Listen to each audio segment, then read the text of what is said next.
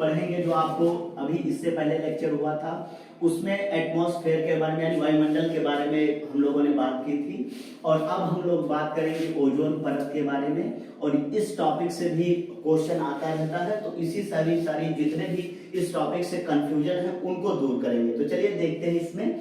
सबसे पहले अगर जो हम लोग ओजोन की बात करें तो आपको जानना है कि जो ओजोन है जो ऑक्सीजन होती है, ऑक्सीजन, इस ऑक्सीजन के जो है 3 मॉलिक्यूल आपस में जुड़ेंगे यानी कि 3 अणु आपस में जुड़ते हैं तो इससे बनाते हैं O3 और इसी को कहा जाता है ओजोन। और ओजोन क्या है अगर जो आपसे पूछा जाए तो एक क्या है, गैस है। क्लियर। सबसे पहले अगर हम लोग देखें ओजोन गैस के बारे में तो जो ओजोन है ये ग्रीस भाषा का शब्द है, यानी कि ग्रीक में इसको क्या कहा जाता है, ओजिन कहा जाता था। क्या कहते थे, ओजिन। तो अगर जो पूछा जाए इसकी उत्पत्ति किस शब्द से हुई है तो ओजिन शब्द से हुई है। क्लियर। और जिसका मतलब होता था सूंघना। क्या होता था, सूंघना। ये इसका मतलब है। क्यों, क्योंकि ऑक्सीजन का प्रयोग क्या करते हैं हम लोग, सूंघने में तो प्रयोग करते हैं, उसको सांस लेते हैं और उस सांस के थ्रू अंदर जाएगी और उसके बाद क्या है, कार्बन डाइऑक्साइड के रूप में बाहर निकलती है, क्योंकि कार्बन से जाके और ऑक्सीजन रिएक्ट करती है। ठीक, तो इसका मतलब क्या होता है आपका, सूंघना। क्लियर। तो ये किस शब्द से बनी है, ओजिन से। इसका मतलब क्या है, ये सारी चीजें हम लोगों ने बात की। अब देखेंगे जो ओजोन गैस है, ओजोन गैस, सबसे पहले अगर ओजोन गैस के बात हम लोग करें तो है 1839 की बात है। तो कब की बात है, 1839 की बात है। और जो है क्रिश्चियन फेडरिक एक साइंटिस्ट थे और स्नोबॉल, ठीक, क्या नाम था उनका, क्रिश्चियन फेडरिक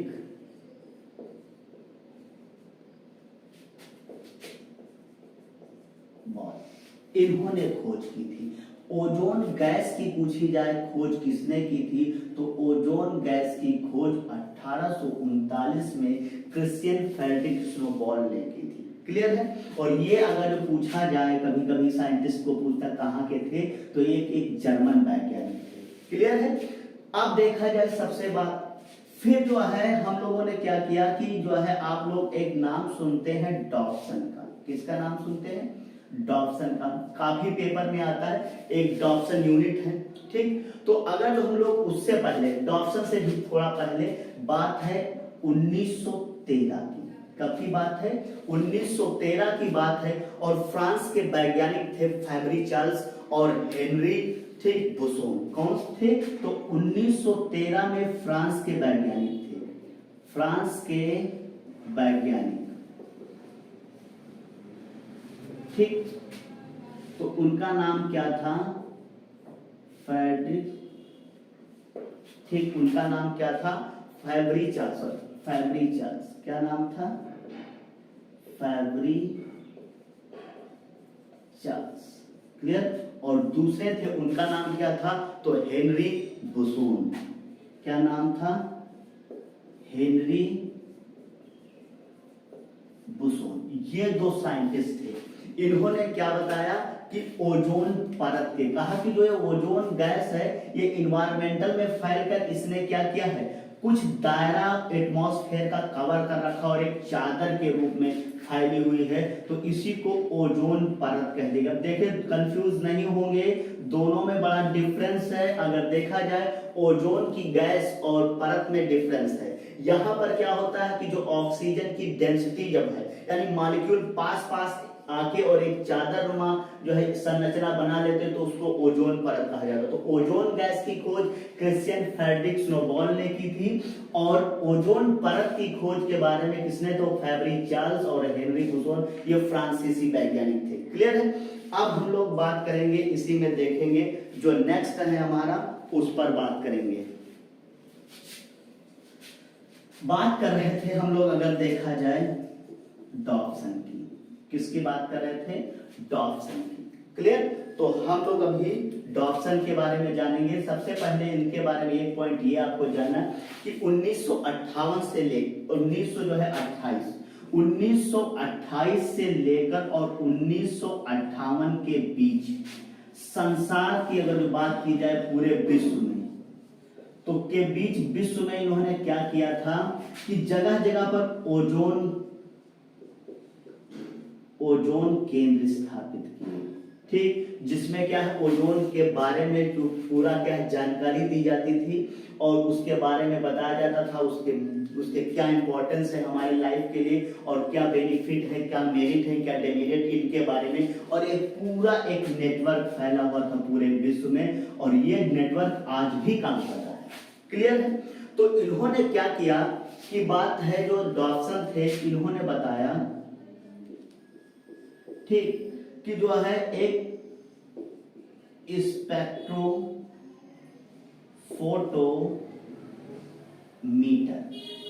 ठीक, ये एक जो है इन्होंने क्या किया, तो जो स्पेक्ट्रोफोटोमीटर है इस यंत्र की इस सहायता से इन्होंने क्या किया, ओजोन परत की मोटाई के बारे में बताया। इसी वजह से जो ओजोन परत है पूछा जाता, ओजोन परत की जो मोटाई है वो किसमें नापते हैं, तो मोटाई नापते हैं डॉप्सन में। किसमें नापते हैं? डॉप्सन में, डीयू कहते हैं इसको, ठीक, शॉर्ट में। तो ओजोन परत की जो मोटाई किस यूनिट में नापते हैं, अगर यूनिट पूछा जाए तो आपका आंसर क्या हो जाएगा, डॉप्सन। और यंत्र पूछा जाए तो स्पेक्ट्रोफोटोमीटर। क्लियर है? पॉइंट समझ पा रहे हैं? स्पेक्ट्रोफोटोमीटर बात करेंगे, इसी में देखेंगे। तो जो है स्पेक्ट्रोमीटर से क्या किया इन्होंने, मोटाई बता दी। अब ये मोटाई होती जो है कितनी है, तो इन्होंने बताया कि जो ये ऑक्सीजन के मॉलिक्यूल होते हैं ये जब जुड़कर O3 बनाते हैं तो इनकी आती है डेंसिटी। इसमें मेजर क्या किया जाता है, घनत्व को मेजर किया जाता है। ये डेंसिटी बताते हैं, ठीक, पर क्यूबिक एरिया में डेंसिटी बताई जाती है ऑक्सीजन के मॉलिक्यूल की, ठीक। तो ये घनत्व को मेजर करते हैं, यानी कि डेंसिटी को मेजर करते हैं, डेंसिटी को मेजर करते हैं ये लोग, ठीक। अब ये डेंसिटी होती जो है कैसे आती है, तो डॉप्सन में जब इस डेंसिटी को मेजर किया जाता तो इन्होंने बताया कि ये 200 जो डॉप्सन है से लेकर और 500 डॉप्सन के बीच होगी। ये डेंसिटी कितनी आएगी, तो ओजोन परत की मोटाई 200 डॉप्सन से 500 डॉप्सन के बीच होती है, ठीक। और इसके बाद इन्होंने बताया कि अगर जो ये मोटाई 200 डॉप्सन से कम हो जाएगी तो इसी को ओजोन छिद्र कहा जाएगा। क्या कहा जाएगा, ओजोन छिद्र। क्लियर? लेकिन जब यहां ओजोन छिद्र की बात की है तो हम लोग इसी में बात करेंगे। बात है 1985 की।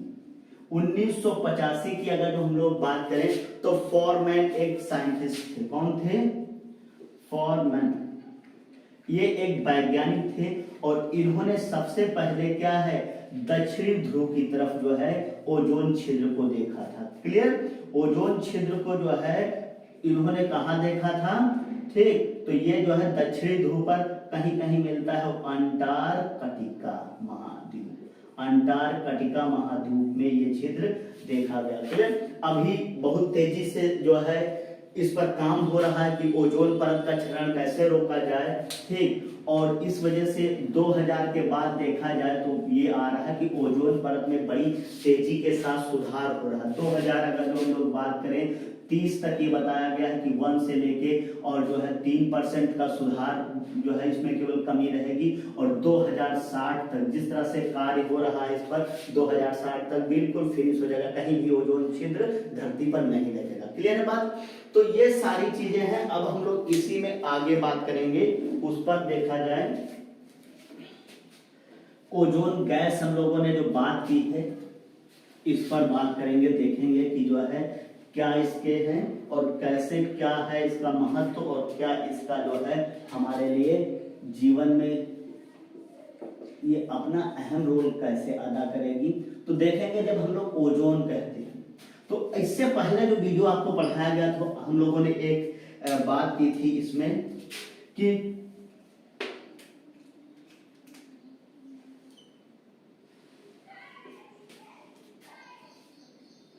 हम लोगों ने इस वाले से पहले हम लोगों ने क्या किया था, वायुमंडल की परतों के बारे में। तो सबसे पहले आपको बताया गया था कि क्षोभ मंडल, ठीक, और इसके बाद दूसरा बताया गया था कि समताप मंडल। फिर ये सारे जो है इस मध्य मंडल, आयन मंडल और बाह्य मंडल। लेकिन हम लोग यहाँ बस केवल 2 पद समझेंगे। आपको एक बात बताया गया था कि जो क्षोभ मंडल का सबसे ऊपरी वाला पार्ट था उसको कहते थे ट्रोपोपॉज। क्या बताया गया था? ट्रोपोपॉज। जो क्षोभ मंडल की सबसे ऊपरी परत है, जो ये 0 से लेके और 13 किलोमीटर एवरेज हाइट है यहाँ तक के फैला है, तो जो ट्रोपोपॉज है यहाँ पर भी ओजोन गैस पाई जाती है। और ओजोन गैस क्या है? यहाँ पर जो है एक परत बनाती है, इसको हम लोग कहते हैं बैड ओजोन। क्या कहेंगे? Bad ozone. क्लियर है बात? तो अगर जो हम लोग बैड ओजोन के बारे में जानेंगे और इसके बाद जब आप समताप मंडल में चलते हैं तो आपको बताया गया था कि ये 10 से जो है शुरू होगी और जो है आपका 40 इसके बीच, ठीक 10 से लेके 40 के बीच, यानी कि जो समताप का निचला पार्ट है यहीं पर जो है पाया जाता है ओजोन। ठीक, और ओजोन जो है एक रासायनिक क्रिया है। कैसी क्रिया है? रासायनिक क्रिया से निर्माण होती है। इसलिए इस ओजोन परत जिस मंडल में पाई जाती है समताप के, उस भाग को हम लोग रसायन मंडल कहते हैं। क्या कहते हैं? रसायन मंडल। बहुत ही जानने की चीजें हैं कि समताप मंडल के किस मंडल में ओजोन परत पाई जाती है? रसायन मंडल। क्योंकि ये एक नेचुरल प्रोसेस है, केमिकली प्रोसेस होती है नेचुरली। इसमें मानव का कोई भी हस्तक्षेप नहीं है। क्लियर? मानव का जो भी हस्तक्षेप आएगा उसमें हम लोग बात करेंगे। जो मानव का हस्तक्षेप है वो ये है कि उसने क्या किया कि बहुत लग्जरियस लाइफ जीता है, एसी का प्रयोग करता है, रेफ्रिजरेटर का प्रयोग करता है जिसको हम लोग फ्रिज बोलते हैं, और फिर है हेयर ड्राई लगाता है। वहां से ये सारी मड है यानी कि कीचड़, दलदल, और उस दलदल से क्या निकलती है? Methane gas. क्लियर है बात? तो अगर देखा जाए एसी चलाता है, यहां से सीएफसी निकलती है और यहां से फिर से एचएफसी निकलती है, और फिर यहां से देखा जाए दलदल से मीथेन निकलती है, और यहां से जो है इसमें हेयर ड्रायर से ब्रोमीन और क्लोरीन के मॉलिक्यूल्स रिलीज होते हैं। ये सारी चीजें वहां पर क्या है? इफेक्ट डालती। तो ह्यूमन का हस्तक्षेप मात्र इन जो है साधनों से। हम लोग इस पर भी बात करेंगे। सबसे पहले समझते हैं कॉन्सेप्ट। जो ये बैड ओजोन है, ओजोन 2 तरह से, अब इसका लाभ भी है और हानि भी है। सबसे पहले देखेंगे लाभ जो है समझेंगे। ठीक, तो देखेंगे लाभ के बारे में अगर जो बात किया जाए तो आपको बताया जाता है कि अल्ट्रावायलेट रे को जो है ये क्या करती है? रोकती है। और हानि हम लोग बात करेंगे तो जो ये ट्रोपोपॉज में पाई जाती है ये क्या करती है कि जब इसका विघटन होता है तो ये क्या करती है कि पर्यावरण के ताप को बढ़ा देती है। क्या करती है? ताप को बढ़ा देती है, जिससे क्या है? ग्लोबल वार्मिंग जैसी समस्याएं क्रिएट होती। अभी हम लोग उसके बारे में भी बात करेंगे। बस केवल यहाँ थोड़ा समझ आपको समझाने का प्रयास कर रहे थे कि बैड ओजोन क्या है। ठीक, अब हम लोग बात करेंगे जो है ओजोन का निर्माण कैसे होता है और उसका जो है कैसे उसका जो है क्षरण होता है, फिर मानव का उसमें क्या दखलंदाजी है उस पर बात करेंगे। सबसे पहले देखेंगे आपको यहां से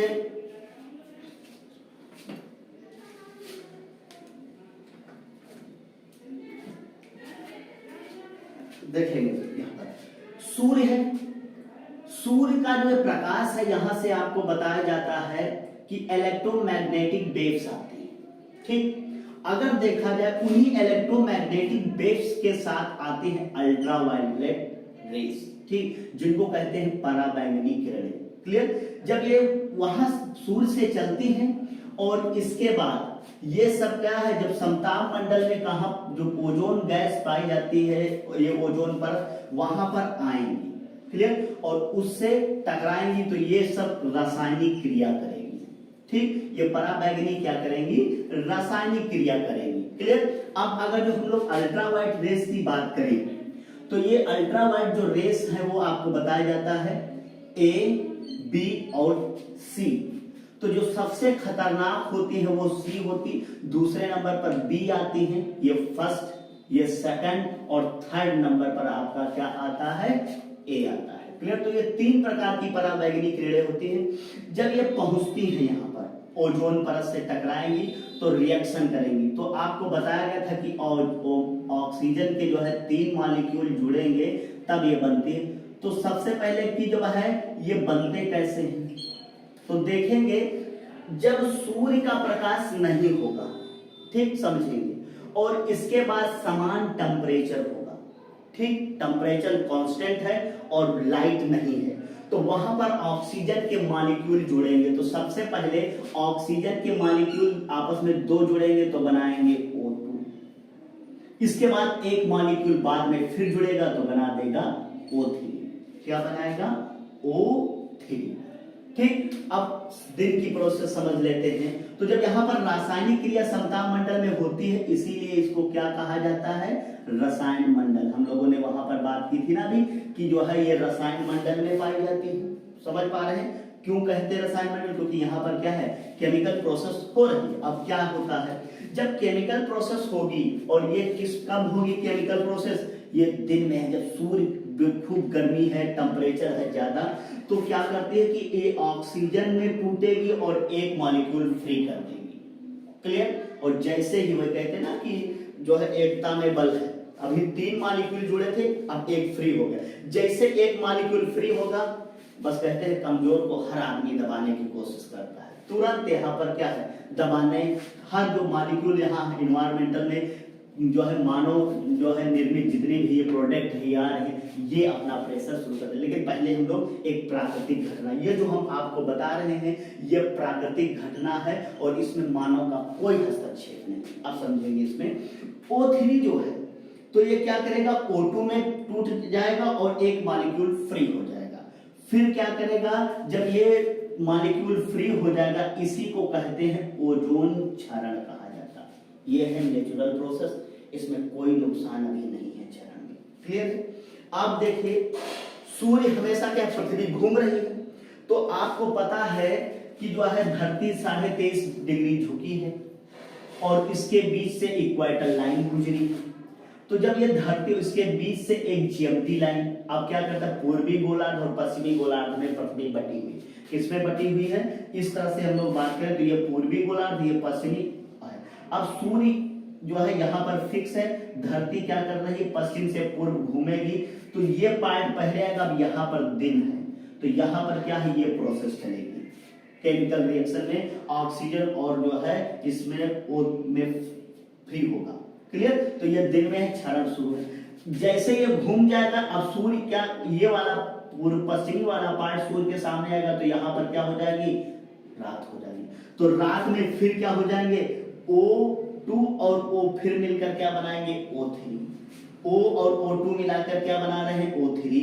इस तरह से O3 का फिर निर्माण हो रहा है। तो ओजोन परत का निर्माण कब हो रहा है, रात में हो रहा है। क्लियर? और ये दोनों प्रोसेस क्या है, दिन और रात में होती है। तो दिन में क्षरण होता है और रात में क्या है, निर्माण हो रहा। और ये प्राकृतिक कैसी केमिकल एक रिएक्शन है, नेचुरल केमिकल रिएक्शन चल रही, मानव की कोई दखलंदाजी नहीं।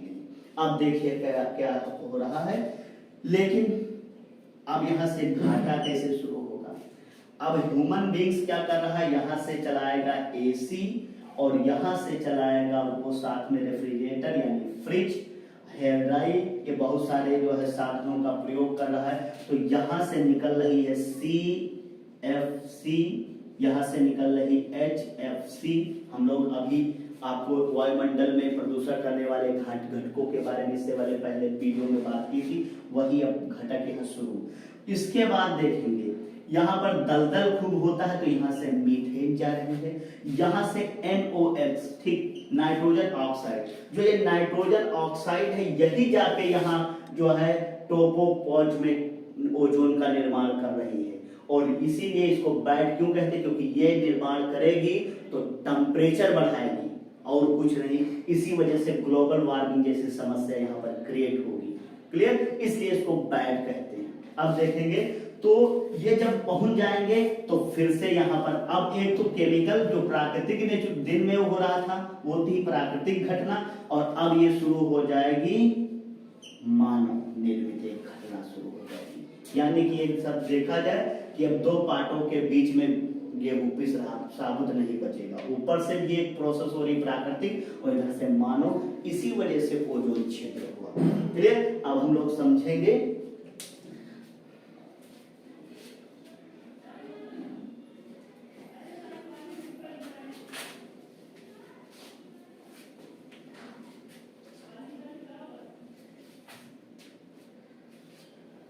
सबसे पहले समझा जाए यहाँ पर, तो वो अभी आपको बताएगा कि एसी का प्रयोग कर रहा है तो CFC निकल रहा है। क्लियर? और दूसरा अगर देखा जाए वो प्रयोग किसका कर रहा है, फ्रिज का कर रहा है, फ्रिज का, और यहां से HFC निकल रहा है। अब ये इन्वायरमेंटल में जाएगी तो यहां पर ऑक्सीजन के 3 मॉलिक्यूल मतलब O3 ओजोन से रिएक्ट करेगी। क्लियर? किससे रिएक्ट करेगी? ओजोन से। क्लियर है? तो समझेंगे यहां पर। सबसे पहले जब पहुंचेगी यहां पर तो ये क्लोरीन को फ्री कर देगी। ठीक, इसके बाद है फ्लोरीन को फ्री कर देगी। एक कार्बन का बचा मॉलिक्यूल तो ये क्या करेगी, कार्बन के मॉलिक्यूल को लेके CO2 बना देगी इस तरह से। तो ये हो गया क्लोरो और ये हो गया फ्लोरीन। तो क्लोरीन को अलग कर दिया, इसलिए फ्लोरीन को अलग कर दिया, और किसको अलग कर दिया, कार्बन डाइऑक्साइड बना दिया। क्लियर है बात? अब देखेंगे जब ये जुड़ेगी HFC से जुड़ेगी, ठीक, तो वहां पर देखेंगे सबसे पहले ये हाइड्रोजन के साथ आएगी और हाइड्रोक्साइड बना देगी। अब देखिए जब आप अम्ल वर्षा पढ़ेंगे तो वहां पर इन सब का चीज होता है, ठीक, और इसके बाद यहाँ पर भी फ्लोरीन मुक्त कर देगी। एक बचा कार्बन का ऑक्सी तो इस जो है इससे CO2 बना देगी। देखिए CO2 अभी आपको बताया गया था ना कि ग्लोबल वार्मिंग जो बैड हम लोगों ने बात किया था वो जो ये है, यहाँ पर इस तरह के जब प्रोडक्ट आने शुरू हो जाएंगे तो ये कार्बन डाइऑक्साइड जाके टेम्परेचर बढ़ाती हो, ग्लोबल वार्मिंग में अहम भूमिका निभाती है। क्लियर?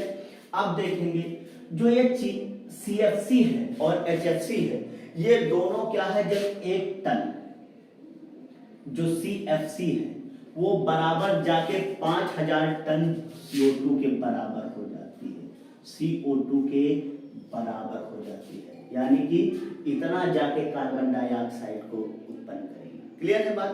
अब यहां से समझिए। फिर हम लोग बात करेंगे दलदल से निकलती थी मीथेन। मीथेन जाके मिलेगी O3 के साथ।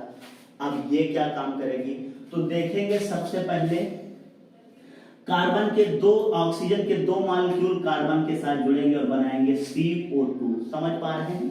और इसके बाद यहां पर जो है 2 हाइड्रोजन के मॉलिक्यूल और एक बचा ऑक्सीजन का मॉलिक्यूल इसके साथ जाके बना देगा जल। और ये जल कैसा है, ये जल लिक्विड फॉर्म में नहीं बल्कि गैसेस फॉर्म में, और हम लोग क्या कहते हैं, जल वाष्प कहते हैं। और जल वाष्प भी जाके क्या करती है, ग्लोबल वार्मिंग में अहम भूमिका निभाती है। तो देखिए CFC या HFC कोई नुकसानदायक गैसें नहीं है, बल्कि इनके द्वारा जो बाई प्रोडक्ट आ रहे हैं वो नुकसान कर रहे हैं हमारे नेचर को। इसी वजह से हम लोग इनको पोल्यूटेंट के रूप में कुछ जाने जाते हैं। अगर ये नुकसान करते तो आदमी कभी एसी में सोता नहीं, कभी फ्रिज चलाता ही नहीं। समझ पा रहे हैं बात को? तो यहाँ पर देखेंगे तो ये बना, और जब इसके बाद देखेंगे यहाँ से क्या हो जाएगी, हाइड्रोजन मुक्त हो जाएगी। वही आपको बताया गया था कि हमारे इन्वायरमेंटल में 0.005% कार्बन जो है हाइड्रोजन भी पाई जाती है, जबकि सबसे ज्यादा हाइड्रोजन कहाँ है, ब्रह्मांड यूनिवर्स में रहती है। ठीक, तो ये सारे जब रिएक्शन होंगी, ये सारा चीज होगा, तो अब यहां से होगा क्या,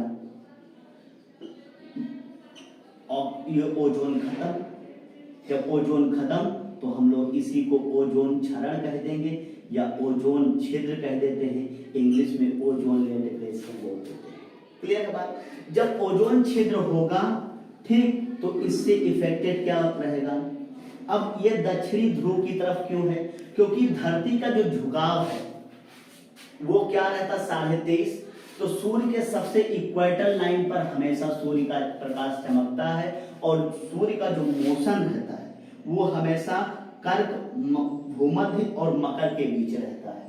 ठीक, लेकिन हम लोग जब दक्षिण में जाएंगे तो यहाँ पर देखेंगे सबसे ज्यादा मकर पर ज्यादा जल राशि है, और जब जल राशि यहाँ पर ज्यादा है, यहाँ पर ज्यादा टेम्परेचर बढ़ेगा, और दिन में टेम्परेचर बढ़ता है तब ये मॉलिक्यूल टूटते हैं। इसीलिए दक्षिणी ध्रुव की तरफ ज्यादा ओजोन छिद्र की घटना पाई गई। समझ पा रहे हैं बात को? क्योंकि आपको बताया जाता है कि जो धरती है हमारी, तो इसका जो है 60 से लेके और जो है 70% जो था वाटर बॉडी है वो किसकी तरफ है, वो दक्षिणी गोलार्ध की तरफ है, और जो है थल पार्ट जो है वो कहां पर है, सबसे ज्यादा उत्तरी गोलार्ध में।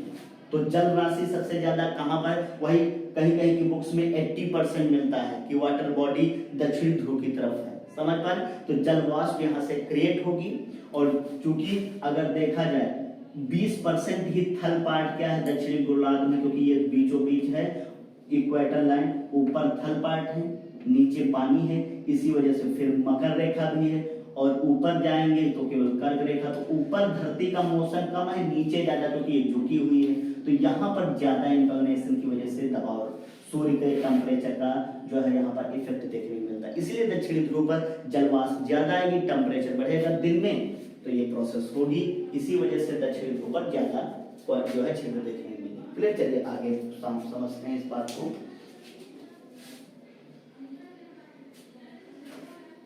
सबसे पहले देखेंगे ओजोन छिद्र होगा।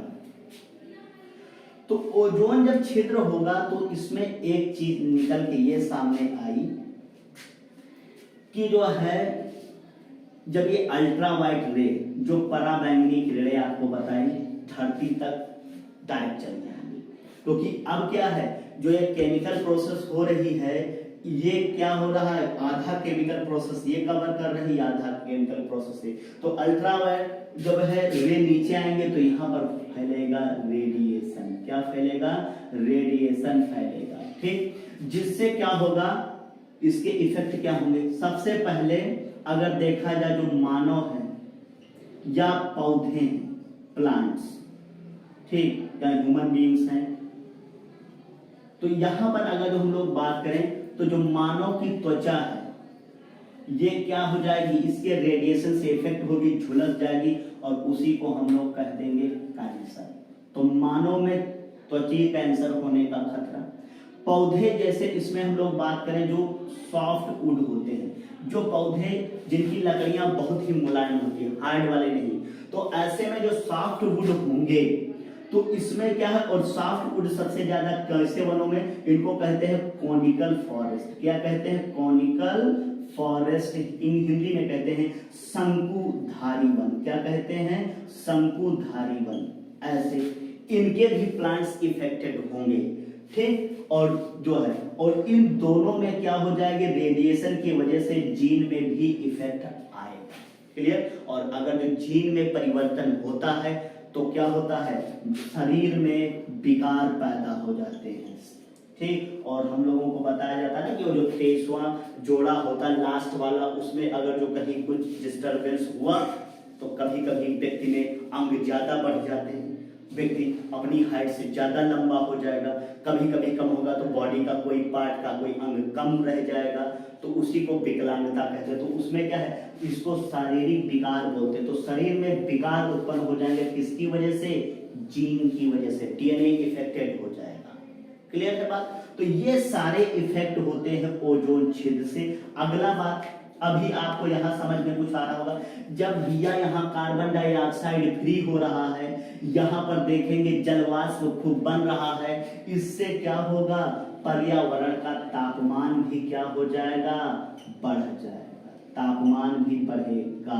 यानी कि हम लोग एक डायरेक्टली बोले तो ये ग्लोबल वार्मिंग में भी अपना रोल जो है इन्वॉल्व हो रही है। क्लियर? तो ये ग्लोबल वार्मिंग में भी अपना प्रभाव दिखा रही है। तो अब क्या है, इसको हम लोग क्या है, वैश्विक तापन, वैश्विक तापन में भी अपना प्रभाव दिखा रही है। क्लियर है?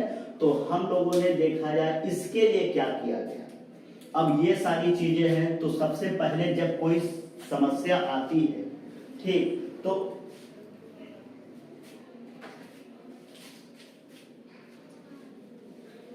हम लोग बात कर रहे थे इसी, तो देखेंगे जब कोई समस्या आती है तो उस समस्या से निपटने के लिए सबसे पहले होता है कि व्यक्ति जो है क्या होना चाहिए, व्यक्ति को जो है जागरूक होना चाहिए। पहले उस समस्या के बारे में हमको विधिवत जानकारी होनी चाहिए और इसके बाद उस समस्या से बचने का जो है क्या करना चाहिए, हमको जो है उपाय ढूंढना चाहिए।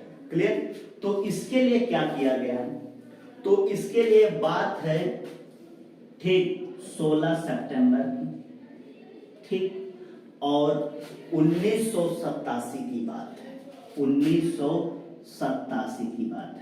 और 1987 में हम लोग जब उत्तरी अमेरिका आपको पढ़ाया गया था महाद्वीप, तो वहां पर बताया गया था कनाडा के बारे में।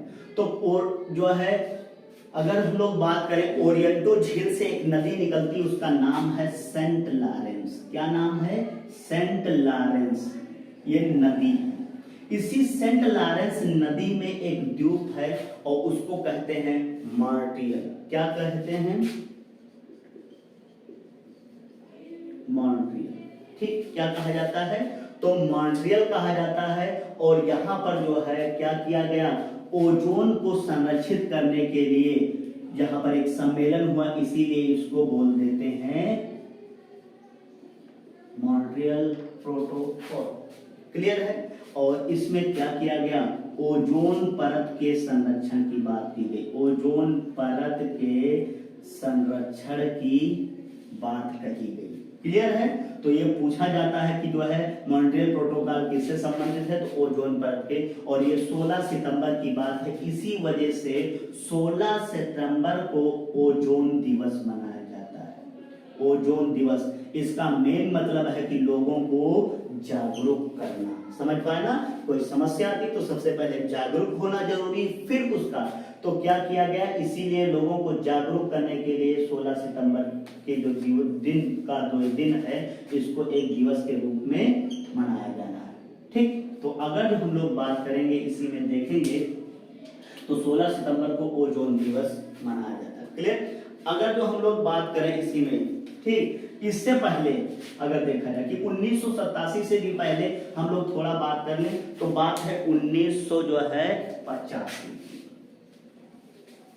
ठीक, 1985 की, 1985 की, ठीक। और 1985 में अगर हम लोग बात करें तो वियना का नाम सुना होगा, जब आपको यूरोप पढ़ाया गया था वहां पर बताया गया था कि वियना राजधानी किसकी है, ऑस्ट्रिया की। और वियना में आपको बताया गया था कि ओपेक का हेडक्वार्टर है, ठीक, जो है organisation of petroleum exporting countries. Clear? और दूसरा यहाँ पर क्या है, यहाँ पर भी एक प्रोटोकॉल हुआ, सम्मेलन कहेंगे, तो इसी को हम लोग वियना सम्मेलन कहते हैं। क्लियर है? तो जो ये वियना सम्मेलन है, ये भी किससे संबंधित था, ठीक, तो ये भी क्या है, धरती में जो है वैश्विक तापमान जो बड़ी तेजी से फैल रहा था, बढ़ रहा था, उसके कंट्रोल के लिए था। तो अगर देखा जाए इनडायरेक्टली बात तो ओजोन की हो गई ना, क्योंकि वो भी टेम्परेचर बढ़ा रही है। इसके बाद देखेंगे हम लोग, ये जितने भी आपको सम्मेलन, इसके बारे में एक अलग से वीडियो में डिटेल में बात करेंगे, इसलिए बस केवल समझ लेंगे क्या है। और फिर इसके बाद है, अगर हम लोग बात करें 1992 की, तो सभी जानते हैं पृथ्वी पर ग्लोबल वार्मिंग और इस तरह की जो समस्या थी, तो यहाँ पर आता है रियो डी जेनेरियो, ठीक, ये ब्राजील में, ये यूरोप में था, ऑस्ट्रिया में था, ठीक, और मॉन्ट्रियल कहाँ था, वो कनाडा में था, और ये कहाँ पर है, ब्राजील में। कहाँ पर है, ब्राजील में, रियो डी जेनेरियो, ठीक। यहाँ पर भी ये धरती के लिए जो है सम्मेलन ग्लोबल वार्मिंग और इससे निपटने के लिए मनाया गया, ठीक। तो ये सारी बात अगर जो हम लोग बात करें, ठीक, तो किसके संबंधित थे, सब पर्यावरण से संबंधित सम्मेलन थे, इनमें हम डिटेल में बात करेंगे बाद में।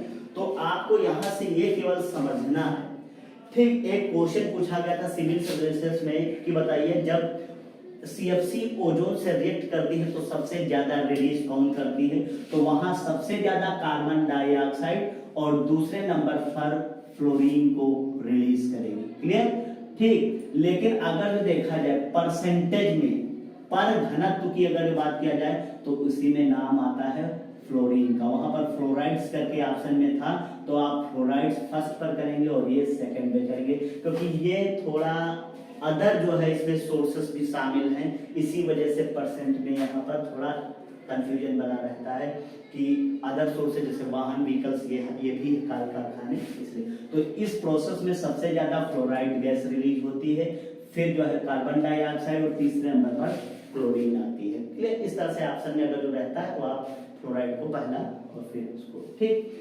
समझेंगे ये सारी चीजें। तो जो ओजोन परत किस दिवस को मनाया जाता है, कौन कौन से इससे प्रोटोकॉल संबंधित थे, ठीक, और जो है इससे क्या इसके जो है नुकसान है, और ठीक, तो इन सारी बातों पर हम लोगों ने बात किया।